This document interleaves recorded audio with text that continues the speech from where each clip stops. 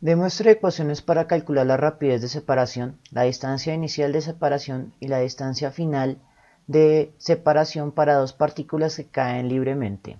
La partícula I cae a una altura mayor e inicia su movimiento antes. Asuma que se conoce la posición inicial de J o que puede calcularse de algún modo posteriormente.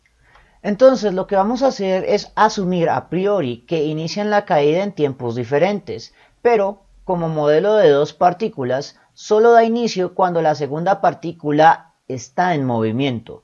Por lo tanto, en el momento cero, la primera partícula tendrá una velocidad inicial. La idea es básicamente esta: tengo una partícula que inicia su movimiento antes y está cayendo.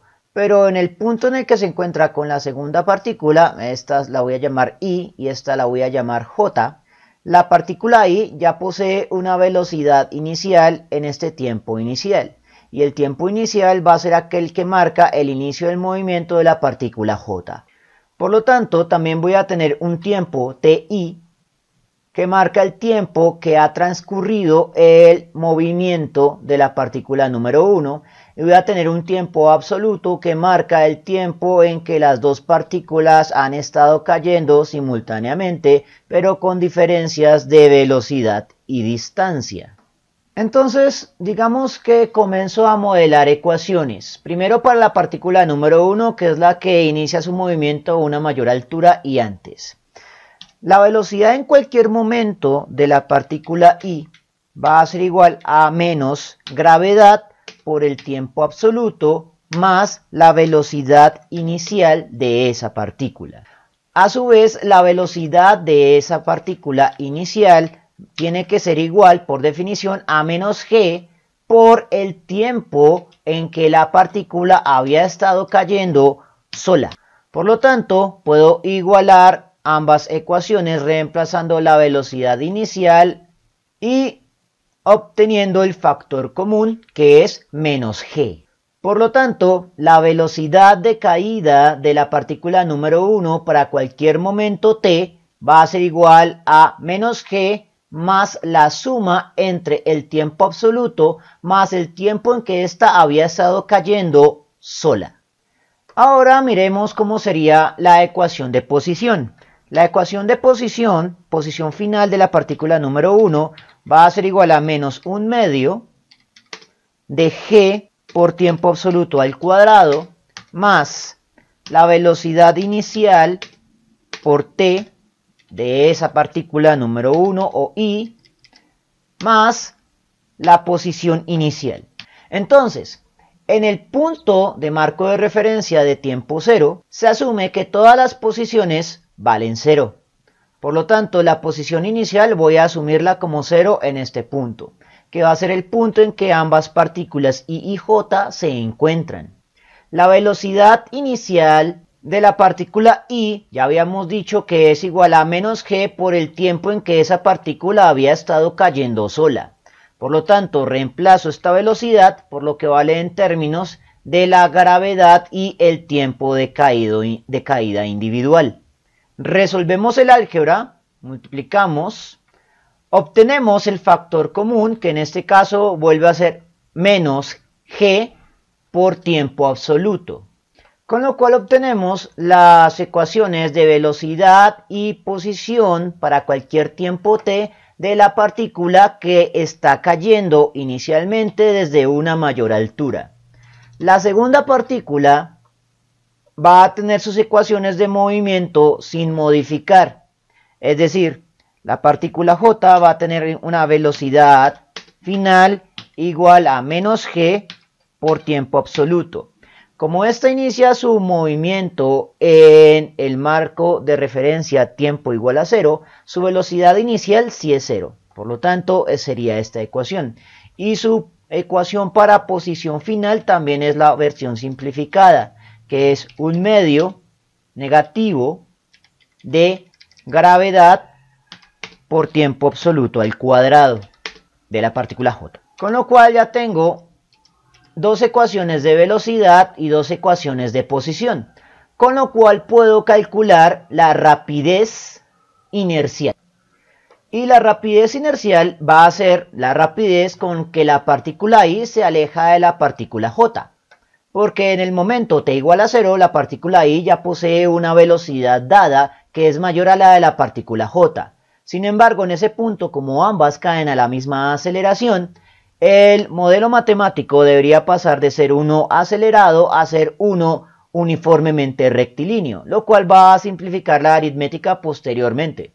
Entonces, lo que voy a hacer es definir que la rapidez inercial va a ser igual al valor absoluto de la diferencia entre la velocidad de la partícula I menos la velocidad de la partícula J. Ahora lo que hacemos es reemplazar. La velocidad final de la partícula I es menos g más la suma de tiempo absoluto más tiempo en el cual la partícula I estuvo cayendo sola. Y la velocidad de la partícula J es igual a menos g por el tiempo absoluto. Menos por menos da más. Resolvemos el factor común, por lo tanto menos g multiplica ambos términos, lo cual nos permite resolver el paréntesis. Simplificamos los términos en la suma algebraica, donde tenemos menos g por tiempo absoluto y más g por tiempo absoluto. Por lo tanto, eso es como decir menos 1 más 1, 0. Por lo tanto, se pueden cancelar. Aquí tendríamos menos g por tiempo en el cual la partícula número 1 estuvo cayendo. Entonces, este negativo lo puedo resolver por medio del valor absoluto. Por lo tanto, saldría como g por t. Siempre y cuando también este t lo manejemos como valor absoluto. Así que la rapidez inercial de la caída va a ser igual al valor absoluto del producto entre la gravedad y el tiempo en el cual la primer partícula estuvo cayendo sola. Ahora deberemos proceder a calcular la distancia de separación inercial, que es la distancia que separa a I de J en cualquier momento t después de que ambas han iniciado su movimiento uniformemente acelerado en caída libre. También lo vamos a manejar como un valor absoluto para no tener que estar fastidiados con el asunto de la naturaleza vectorial, la cual podemos inferir cualitativamente con el hecho de que se estén acercando o se estén alejando. Y en ese caso se estarían alejando por el análisis de la velocidad o rapidez inercial. La rapidez inercial sería el producto de dos constantes. La primera, la gravedad, y el segundo, el tiempo en el cual la partícula número 1 estuvo cayendo sola. Como ambos valores son constantes, la rapidez inercial es constante y por lo tanto eso implica que hay una rapidez de separación entre ambas partículas, lo cual implicaría que la distancia de separación siempre es positiva. En cualquier caso, para evitarnos esos dilemas con signos, vamos a definir lo siguiente. La distancia real de separación inercial va a ser igual a el valor absoluto de la diferencia entre la posición de I final menos la posición de J final. Y simplemente reemplazamos. La posición de I final es menos GT por este paréntesis. Y aquí esta G tenía que eliminarla. Ahora sí. Y la posición de J final es menos un medio de GT al cuadrado y menos por menos da más. Entonces resolvemos el factor común. El negativo multiplica ambos términos al interior del paréntesis. Junto con gravedad y tiempo absoluto también multiplica ambos términos al interior del paréntesis. Tiempo por tiempo es tiempo al cuadrado. Reorganizo para que quede bonito. Y eso nos permite resolver el paréntesis. En ese punto obtengo menos un medio de gt al cuadrado más un medio de gt al cuadrado. Es como tener más 1 menos 1. Se van a cancelar. El negativo lo puedo eliminar con el efecto del valor absoluto, lo cual implica que el tiempo en el cual la partícula número 1 estuvo cayendo sola también lo tengo que reemplazar como un valor absoluto positivo. Y el producto de g por el tiempo en el cual la partícula número 1 estuvo cayendo sola es igual a la rapidez inercial. Por lo tanto, ya tenemos dos ecuaciones. La de distancia real de separación final y la de rapidez inercial. Pero me faltaría la de distancia inicial de separación. Para la distancia inicial de separación, lo que voy a hacer es volver a tomar el valor absoluto de las diferencias. La posición en este caso no será la final sino la inicial, tanto para la partícula número 1 como la partícula número 2. Entonces, la partícula número 2 o J es la que inició su movimiento en el marco de referencia. Por lo tanto, en ella voy a asumir que su posición inicial vale 0.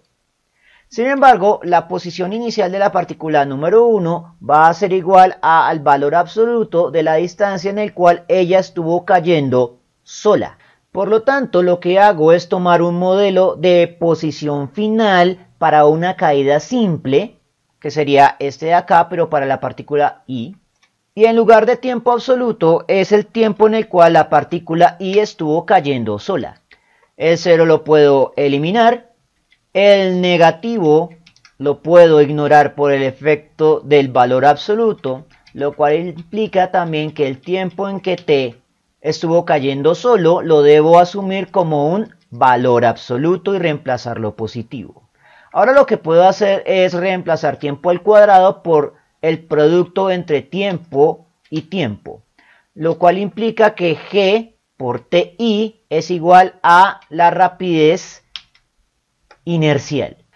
Con lo cual obtengo las tres ecuaciones que me estaban pidiendo. Solo faltaría definir que TI es el tiempo en que I cae solo y T solito es el tiempo en que las dos partículas caen simultáneamente. O sea, el tiempo en que ambas partículas se encuentran en el aire cayendo experimentando el mismo tipo de movimiento. Con esta demostración podremos resolver ejercicios en los cuales dos partículas caen en un marco de referencia inercial, lo cual nos resume la analítica y es simplemente aplicar las ecuaciones para ese tipo de escenarios. Bien, eso fue todo por el momento. En la descripción del video voy a dejar enlaces a más ejercicios de movimiento en una dimensión. Si les gustó el video, no olviden suscribirse, darle like y especialmente compartirlo. Eso mantiene vivo a este canal y nos vemos en una próxima oportunidad.